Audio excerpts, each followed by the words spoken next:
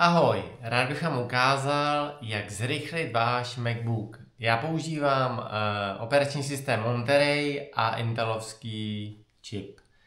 Tak jdeme na to. Je to 5 bodů a jdeme na to. Nejdřív jít do předvolby systému, kliknout na uživatelské skupiny, přihlášení a tady odebrat aplikace, které si myslíte, že nepotřebujete při startu a můžou zpomalovat váš počítač. Dát minus a to je vše. Druhý bod je jít do Finderu, do domovského adresáře a tady pokud se vám nezobrazují skryté adresáře a soubory, je potřeba zmáčknout Command Shift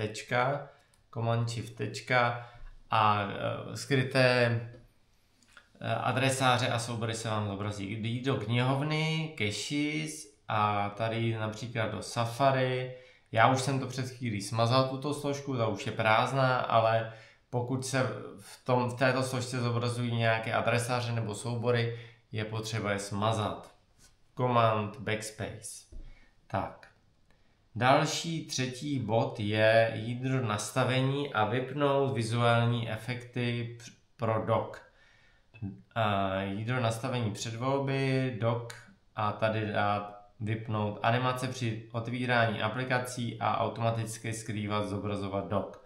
Tyto dvě předvolby je potřeba vypnout. Tak. Další bod je jít do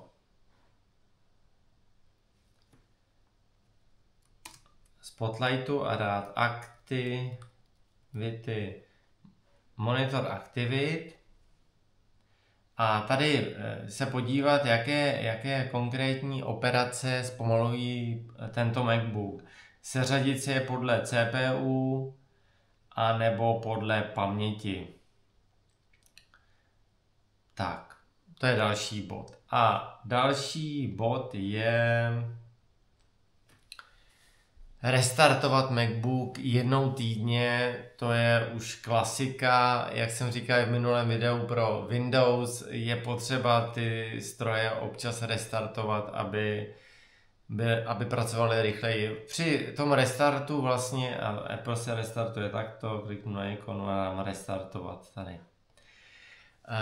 Tyto stroje vlastně potom, co se restartují, tak chvilku běží pomaleji, než se nastartují, ale pak vlastně běží rychleji.